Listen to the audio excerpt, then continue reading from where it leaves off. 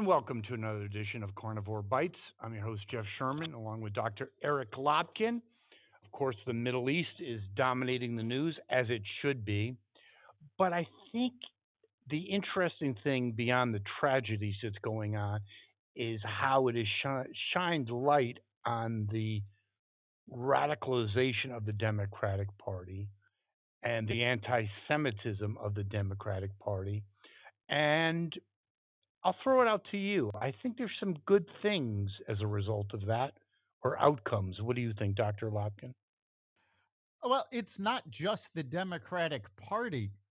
It's a little frightening to me how this has brought up anti Semitism across the world. Groups and protests are coming out against the Jews as though this was always just under the surface, and now they've got an excuse to be anti Semitic. Now, with the Democrats, it's absolute hypocrisy because the same people that have been yelling about everybody needs safe spaces and everybody needs to be tolerant and Black Lives Matter and gay lives matter, apparently to them, Jewish lives don't matter. Yes, you have a very interesting point. I think two things that I think are very salient. I think anti Semitism is always below the surface. However, the only thing I have to add to that, Dr. Lotkin, I think it's, I don't know, it could be as much as, well, I'd say at least 30 years of liberal, socialist, anti Israeli, anti Jewish indoctrinations, especially in higher ed. I call it Nazi education, Nazi higher education, has had its toll. So, yes, anti Semitism has always been below the surface, but the worldwide higher ed indoctrination and media indoctrination into anti Israeli and anti Jewish sentiment has just put more fuel on the fire of an existing slow burn, but now it's an accelerant. What do you think? Yeah, I think that's a good analysis. In fact, I was having a conversation with someone the other day where I happened to note, you know, it wasn't that long ago that everybody accused the Jews of being in charge of the media. The media was controlled by Jews. Um, Hmm. Take a look at CNN, MSNBC. Where are the Jews that are controlling the media when they're putting out these pro-Palestinian messages? The New York Times, I actually commented on a New York Times story uh, just a few days ago that they had posted on Instagram because their only source for the story was the Gaza Health Ministry. Well, there is no Gaza Health Ministry. The Gaza Health Ministry is part of the propaganda arm for Hamas. Yeah, but I find it a little disturbing to say the least that More many than a little. subscribe no no no many of the subscribers of things like the New York Times are Jewish, and I think they should stop the shit and vote with their pocketbooks and cancel their subscriptions. It's gone on way too long, and you need an action is required. Dr. Lopkin, your thoughts? Action is definitely Is required it and not needed at this point it's with Jews necessary. canceling their subscriptions? I don't know. Given the percentage of the Jewish population that lives in New York, I think if every Jew canceled their subscription to the New York Times, it would be devastating to And that paper. I think there needs And to be a grassroots effort to do exactly that. Talk is cheap, bullshit is bullshit. You need to cut off their disgusting lifeline. They're already let's say financially, up in the air, so to speak. You need to give the knockout blow and stop being pacifists. it's true. And, we talked about, I don't remember if it was last week or the week before, but it's not just the media.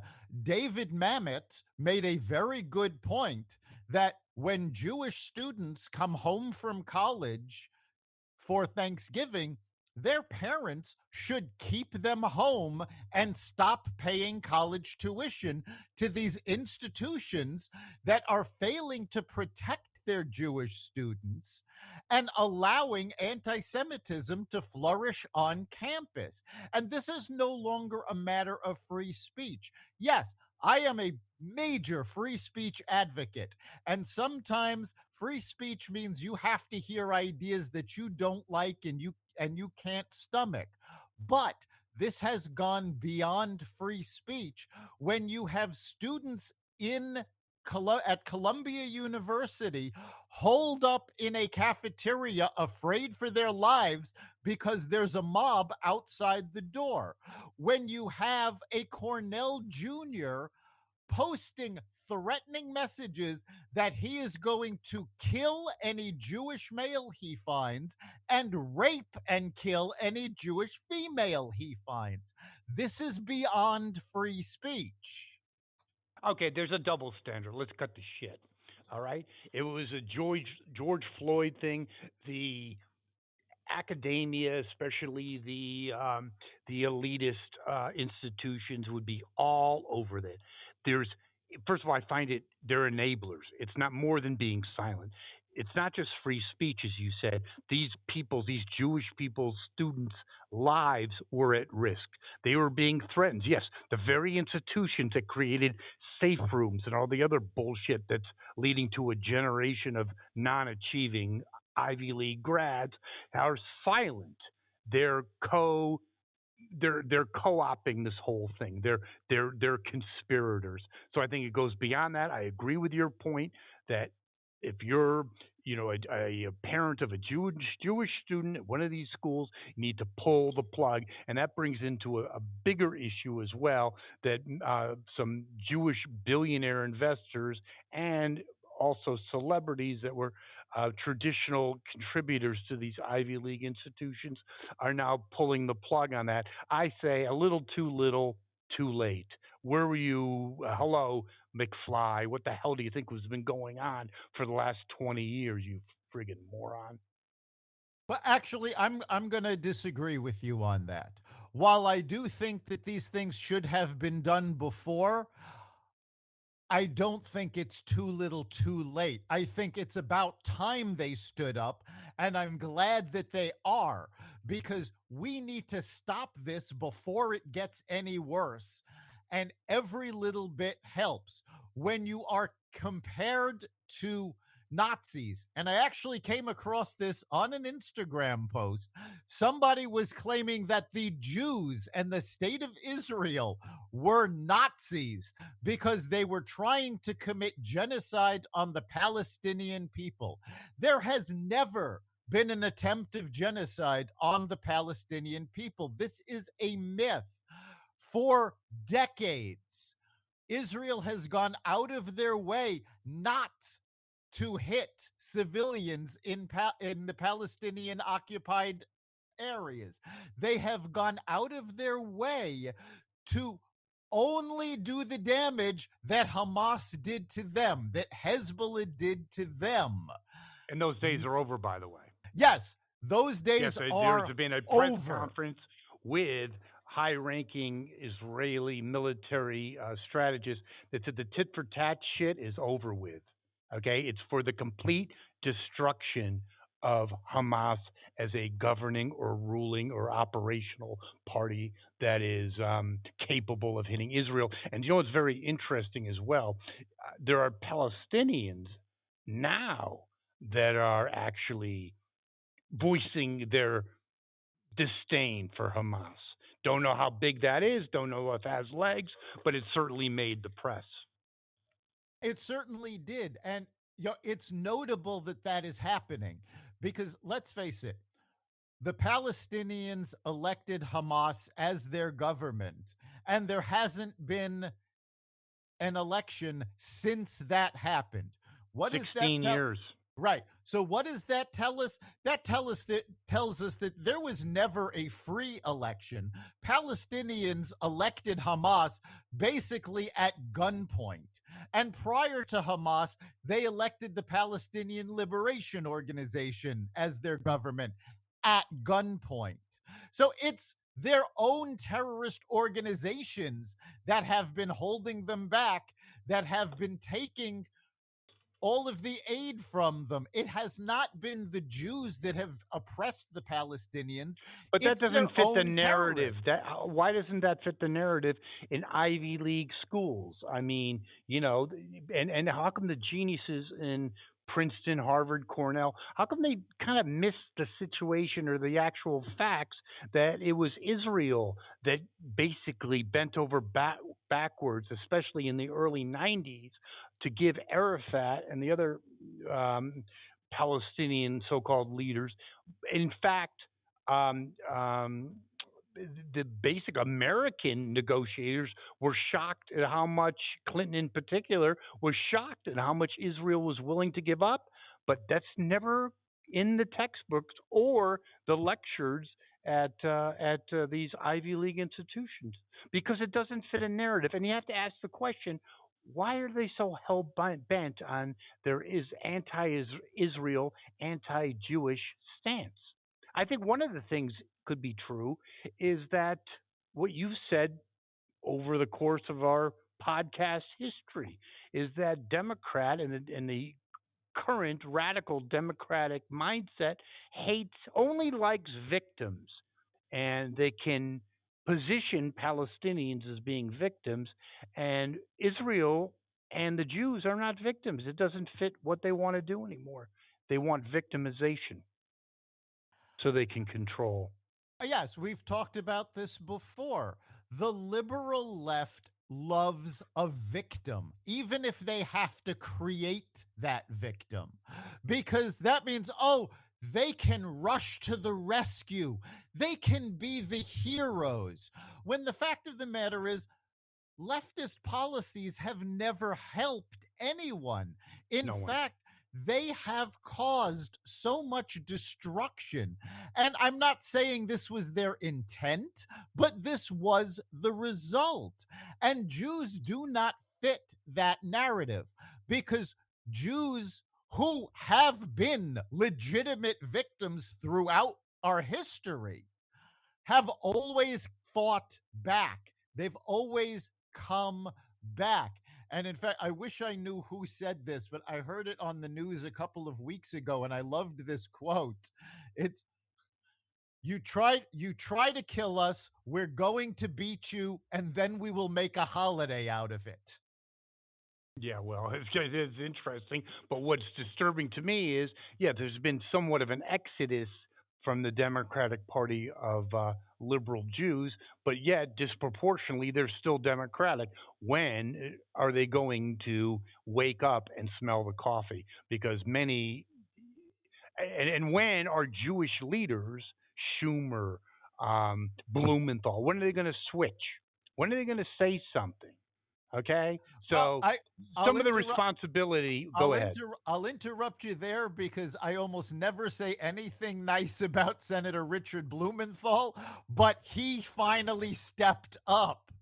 He has been pushing pro-Israel policies within the party. He's been making speeches about how it's important to support Israel. The only thing he is doing wrong at this point is he is still, as most of the Democrats in Washington are, pushing for a temporary ceasefire so they can get aid into the Gaza Strip. The problem with this is not the idea of getting the civilians aid. The problem is the aid we have already provided did not get to the civilians. It was taken by Hamas. Okay, There are anyone who believes in the aid thing, okay, I'm all for.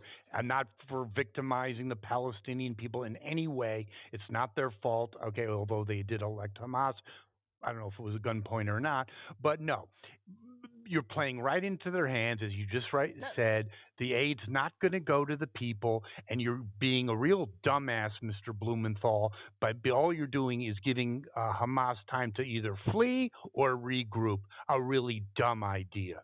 Boy, genius. that we've already seen UN aid not just taken by Hamas, but taken violently. They actually robbed the storage where the UN was keeping the I didn't supplies. see that on CNN though. I didn't No, see it on CNN. Did I miss that episode? CNN hasn't talked about it. MSNBC hasn't talked about it. And again, I never give credit to MSNBC. I'm going to do so now. Donnie Deutsch came out and said, "This is absolutely ridiculous what they are covering. There aren't two sides to this. Hamas massacred people. They raped. This is not the act of freedom fighters." Meanwhile, of course, on the same network, you have Joy Reid spouting some of the most anti-Semitic bullshit I've ever heard. Yeah, and she's a Harvard grad, like I went to the moon, but that's another story. And by the way, with Donnie Deutsch, okay, who is Jewish, by the way, he's got plenty of money because of daddy's money, not on his talent. Right. Believe me, I can assure you that. But you need to, again, to have a real moment and walk off the friggin' network, okay? It's talking about it's not good enough. And people like Andrea Mitchell, she should be ashamed of herself, who also is Jewish, basically taking a pro-Palestinian stance. Completely despicable. More actions required, and I really do believe Schumer, Blumenthal, others need to have a real come to Jesus moment and either have a formal press conference denouncing the radicalization and the anti-Semitism of their party, or take their ball and go home. Yeah, they really need to step up. And little by little, it is happening. It's not happening fast enough. The squad is being marginalized, not And just, primaried. yes, not, I was about to say, not just by their fellow Democratic lawmakers, but by their own constituents. Ilian Omar now is facing a primary by a pro Israel Muslim. So, I mean, and let's wait, there's been a lot of talk of, oh, we have to avoid Islamophobia. We have to, not lump all Muslims in with Hamas. Yeah, that pretty much goes without saying, but there are tons of Muslims who know the real score. They need to speak up. They need to say, no, Hamas is not representative of us. The Palestinian story that you've been told is a lie. I would agree that needs to happen. But what we don't need to happen is in the midst of the biggest explosion of anti-Semitism since World War II, you don't need numbnuts and his administration initiating a anti-Islamophobia campaign. I don't think that's the real problem, boy genius, at this particular point in time. How about anti-Semitism? And I know the reason why he's doing that because I did read some articles and information about that. That he's scared about his left flank and losing Islamic voters. But it's time to be morally correct and not just politically expedient. Islamophobia, I don't see that really happening right now. What I see is anti Semitism. Dr. Lopkin? Yeah, the entire Bullshit. movement that Biden is doing is geared towards trying to keep the Muslim vote There you go. because Rashida Tlaib has been threatening Joe Biden that the Islamic vote is going to leave him and abandon the Democrats and he won't get a second term. Well, guess what? Rashida Tlaib is not representative of the Muslim American vote. She has ties to Hamas. To Hamas. She has, yes, not, we're not talking about ties to Palestinians. We are talking about financial ties Yes. to a terrorist organization. I'm pretty sure that constitutes treason. I'd say so. I didn't see that segment on CNN Yeah. either. God, I'm not watching enough of it, I guess. We're I going mean, to have to stay up later. and they've been talking about the fact that, oh, we're not sure if we really want to censure her because we support free speech. Free speech doesn't mean inciting a riot of people in the Capitol. And funny how the same people that don't want to censure Tlaib for doing this impeached Donald Trump for claiming that he did the same thing. Again, I didn't see the insurrection slant on that one, but I don't know the difference. Yes, she's treasonous. She's anti-American. It's completely despicable. Um, and I think, fortunately, I believe that ship is going to sail, especially when 68% of Americans in polls support Israel. And I did read an interesting article that I'd say the Democrats have a Jew have an Israeli or disconnect problem, not only on Israel about how radical they become because they're out of step with America. And I think this tragic incident basically sheds the light it should have shed on how far the party has drifted left. Your thoughts? Yeah, and what's worse is it's not simply the elected officials. There is an employee of the State Department that for over 18 months has been publicly posting anti-Semitic essays on a public blog that he runs. And Jewish leaders have called for him to be fired. 18 months later, the State Department still not only hasn't fired him, they won't comment about it. We have people within the Biden administration that signed a petition to try to get Biden not to support Israel. These folks have been hired by our own government. They are openly anti Semitic. They don't even try to hide it. And Ex it is, Obama officials, by the way. yes, these are all Let's ex call a Obama spade a spade. officials. Who was no friend of Israel and no friend of the Jews, even though liberal Jews loved him. I can't answer that question why, but a country I don't have a lot of love for is Turkey, and we talked about this last week, so we're not going to literally dwell on it. But if you had a real leader, why wouldn't they throw Turkey's ass out of NATO? Your thoughts, Dr. Yeah, Lopkin? Turkey No does business being in no, no business being in NATO. Turkey does not belong in NATO. And it's not simply because they're anti Israel and anti Semitic. This has gone back for years. Our only real ally when we were fighting in Iraq were the Kurds. And Turkey kept attacking the Kurds. They are attacking our allies, Kurdistan, Israel. These are the only folks we have as real allies in the Middle East. And our own NATO ally is attacking them. Turkey needs It to be goes thrown out of NATO. it goes into a bigger question, though. The best and the brightest, so called, we're getting back to the Ivy League. How effing stupid are we? Turkey, who is an adversary, not an ally, okay? But they're part of NATO. Do you know what that means? It's not just they get the letterhead; they also get the technology. Oh well, maybe that was a little bit of a screw up. Just thinking. I think it's even more than just the technology because we don't there's technology we do not give to Turkey and we don't share with other NATO Well, they helped countries. develop the But F-35. That's yeah, pretty good technology. but what really concerns me is that every member of NATO is pledged to defend the other members of NATO. If Turkey decides to enter this war on the side of Iran, are we seriously going to consider defending them? Nothing shocks me with Biden, but I hopefully not. I don't think that's going to fly. That would be one of those. What are the asterisks in the bottom of the contract that says that? And if there's excessive rain, the gutters are not insured anymore. There you go.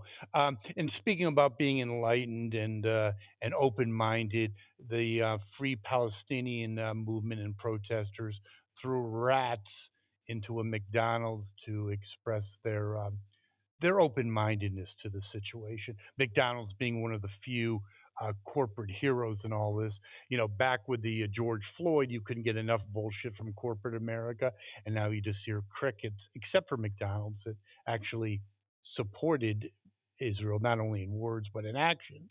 And of course, they pay the price for it, and they'll probably get no positive financial dividends from that because the press will be silent on what they did. No, probably not. And I mean, the stupidity of the pro Palestinian protesters never ceases to amaze me. You have this group in the UK that let mice out that they painted with the colors of the Palestinian flag, no less. Really? Isn't that What's cruelty to animals? Just Well, kidding. one, it's Go ahead. cruelty to it is actually cruelty to animals, but what's the message that you're selling? You're sending that the Palestinians are rats. Okay. So this was stupid. You've got, and I keep seeing these, and I do not understand at all how this is possible. The LGBT community coming out for to free Palestine.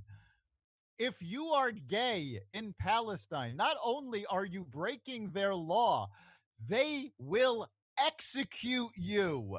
Israel is the only country in that region that protects gay and lesbian rights, and you are protesting against them.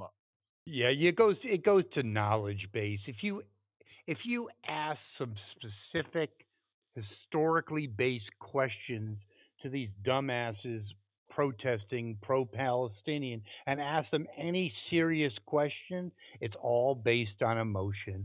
And the party of so called science, the Democrats, once you shed light on something in terms of facts, they could run like crickets. Am I not correct? Yeah, It would be I embarrassing for their protests to actually interview these dumbasses. I think honestly every college, every university, and actually, I'll go so far as to say every high school in the country needs to make The Case for Israel by Alan Dershowitz required reading. I have heard from Muslims who have read this book and have come out and say, this is not what we're told. This is not at all the myths we've been fed.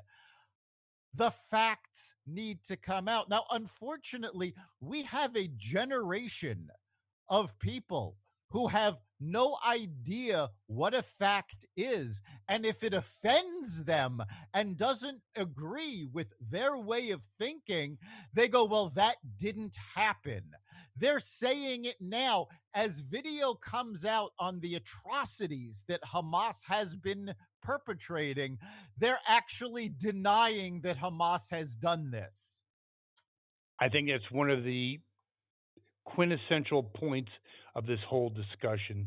A whole generation I said we said this last week. At least during, let's say, called the protest movements of the '60s, those people actually had the educational background and the brains to formulate at least a coherent argument.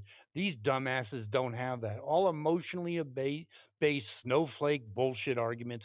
They know none of the facts. I actually think it's as dumb and dumbass as being pro-Palestinian is just cool and hip. I'll go that far That on that's campus. act On campus. Sorry. that's actually not just on campus. That's actually what it comes down to. I actually heard a statistic earlier today that if you post pro-Palestinian videos on social media, it is now the fastest way to get more followers. There we go, isn't it? But with these followers, we again elaborate and talk about the explosion. Was it below the surface? Was there accelerant put on this? I think all of the above is true. But you have basically the UN envoy from Israel now wearing a to the UN wearing a Jewish gold star, reminiscent of the Holocaust days. You have an article written, "Is it time to leave Germany?" If you're Jewish, obviously, as well as France. So, Germany, a place, obviously, the birthplace of the Holocaust, but always went an extra step to ensure that they weren't going to at least be accused of that again. That's now done. They don't really give a shit about that. So it's really not even safe for Jews to be in Germany anymore. And France has been always a wussy nation anyway. They'll go any way the wind blows, but they're not. It's not safe for Jews to be in France as well. This is a very scary time because there's really no one going to defend the Jews, except I'll have to say the born agains and the religious right. There you go. Yeah, that the religious right has come out in defense of Israel, in defense of Jews, against anti-Semitism. The same people that the White House has been calling radicals, and yet they refuse to call the pro-Palestinians who have rioted. I'm not talking about people who are protesting peacefully. And by the way, watch the footage of the pro Palestinian gatherings. How many of them end up as riots? Now take a look at the pro Israel gatherings. None of them have ended up in riots. Yet the White House refuses to label them as extremists. I think there's a Wall Street Journal quote getting onto this whole war on the Jews, basically saying there's a global war on Jews, and that's why Israel needs to exist. That's the Wall Street Journal. I think it dovetails right into Dershowitz's book. But we do have a war on Jews, don't we? Like it or Oh, not. we do. It has happened. And what very few people, I think, appreciate the irony of the level of anti Semitism that is going on at the United Nations when the United Nations was specifically founded to make sure that something like the Holocaust never happens again. And now they're standing by and making excuses for the people who are trying to exterminate the Jews. And I think the head of the UN, whatever that's called, uh, that despicable piece of shit, basically, The with two Secretary weeks ago, General. yeah, with complete asshole, came basically 100% blaming the Jews when you really want to think about it. Let's just get right to the crux of the matter. He says, yes, it was horrible what happened, but these things don't happen in a vacuum. Essentially, uh, we killed you, but it was your own fault. There you go. Yeah, and I mean that's what the Nazis said. And I've harped on this before. I will continue to point it out because people need to be reminded of this.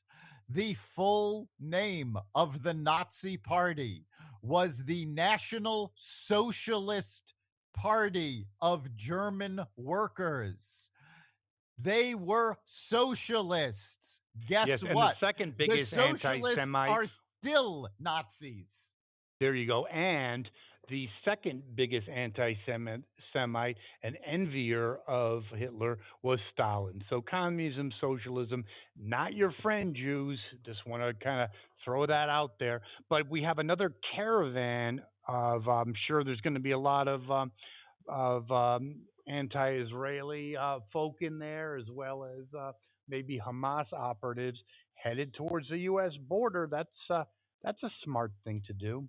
I think that's brilliant strategy by the Biden administration to let this happen. Yeah, the border situation is untenable. There was testimony just yesterday by the Secretary of Defense who actually said in response to a question that we are not safer under the Biden administration. He made the caveat that he thinks that they are better prepared, but that Hmm. because of the border situation, we are not safe. We know for a fact that 180 people on the terrorist watch list were captured coming across the border over the last 6 weeks. We also know that over the last year, there have been more than 500,000 gotaways. People that we didn't catch, that Whoops, we whoops. don't, yeah, that we don't know where they came from and don't know where they are. You can't tell me that some of them aren't terrorists. I can tell you, but it's going to be a Oh, lie. right. Yes, but you know something. I want to make you even feel even better, Dr. Lopkin.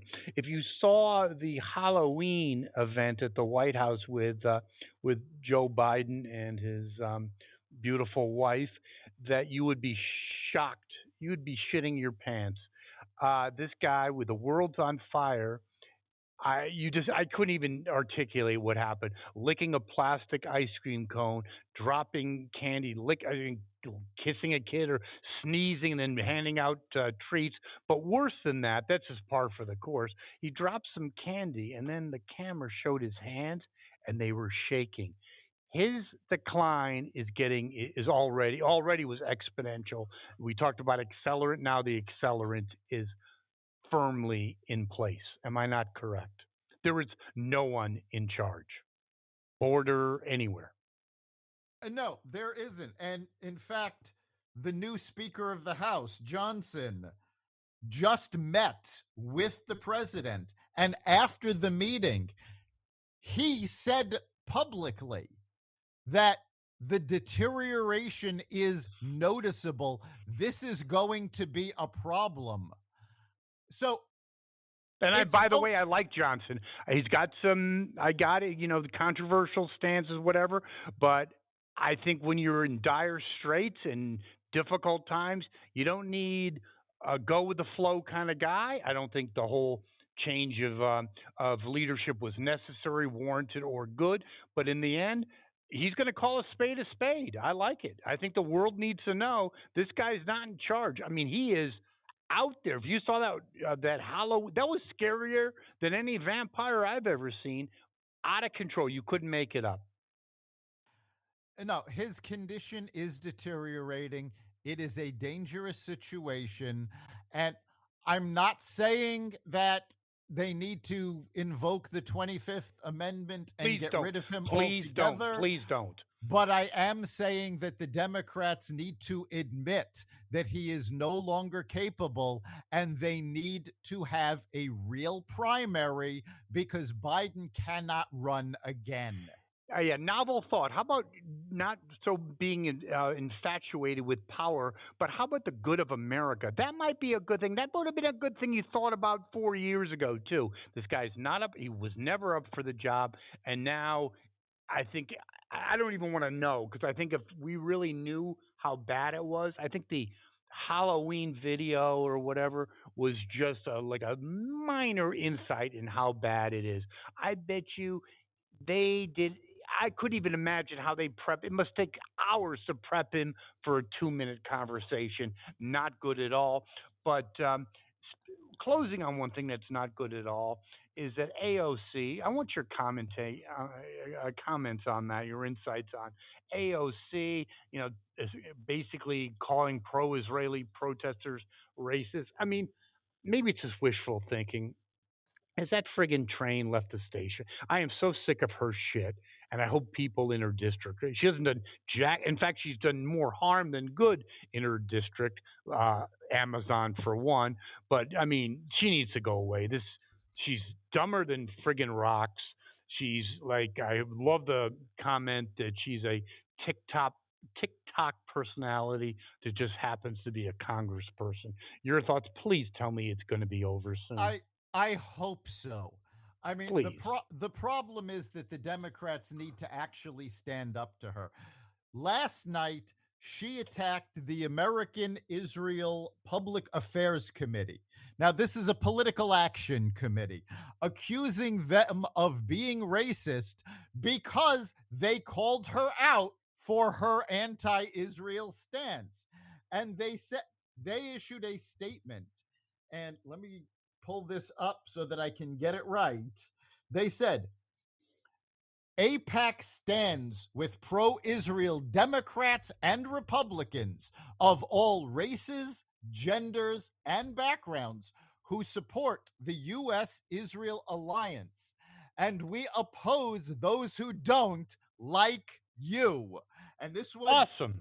this was said to this was a statement referring to AOC's statement. It is what the left has been doing for almost a decade now. If you don't agree with them, you're a racist. Well, guess what?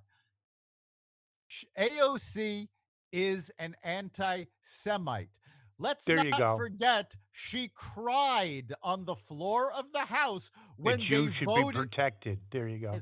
when they voted to give Israel defensive weapons to protect them from Hamas and Hezbollah. This is a hype, uh, a hypocritical anti-Semite because she didn't have the And a courage not of her. particularly bright one either. Let's just No, add but that, please. she didn't have the courage of her convictions to vote against it. She just voted present because she knows she needs the Jewish vote to stay in office. Any Jew in her district that votes for her is a beyond moron. We'll just leave it at that. And also, I just like your opinion on another thing. I think the time for passivity, which has always been a Jewish trait, needs to be over. Oh, well, I mean, I don't think there's any question that that time is over. It's why Israel has said, we are not stopping until Hamas is destroyed. For decades, they have gone tit for tat with Hamas, and Hamas keeps rebuilding and keeps coming back and are an ever present threat. They need to be eliminated. If we eliminate Hamas, if we eliminate all of the Palestinian terrorists, then maybe finally a two-state solution can be intelligently discussed because the Palestinian terrorists are the ones that keep walking away and not allowing the Palestinians to have their own state. 100% correct. And not just in the last 5 years, but I'm talking in the last 40 years, something there's also probably just conveniently omitted from your Ivy League textbooks. Just saying. Yeah, people need to understand that it has never been Israel that has been oppressing the Palestinians. It is their own people, their own terrorist organizations, and quite frankly, the Islamic region, the other countries who have isolated them, who have refused to take them in as refugees. That's where the oppression is coming in. If you're going to protest about Palestinian oppression, you need to be protesting about what actually happened. You need to be protesting that Hamas is using Palestinian civilians as human shields. You need to be protesting that the Muslim world turned their back on Palestine. But that would require being someone that actually understands something. Well, it So I would don't think that, I require don't, yeah, a it would knowledge base. require There you go. education, it would require being intelligent, and it would require not simply falling for what you're seeing on social media. Well, let me know how that goes. Well, Dr. Lopkin, that concludes a fiery segment of Carnivore Bites, but a good one as always. And as always, our listeners can share their input with us, can't they? They can. We'd love to hear from you through the Carnivore Radio Facebook page, as well as at the xvadio.com website, xvadio.com/connect. Let us know what you're thinking. And of course, you can catch every episode of Carnivore Bites at xvadio.com/podcasts, the Carnivore Radio website, Apple Podcasts, Google Podcasts, Spotify, iHeartRadio, Audible, Amazon Music, and other platforms that respect freedom of speech. I thank you, Dr. Lopkin. I will see you next week. We'll see you then.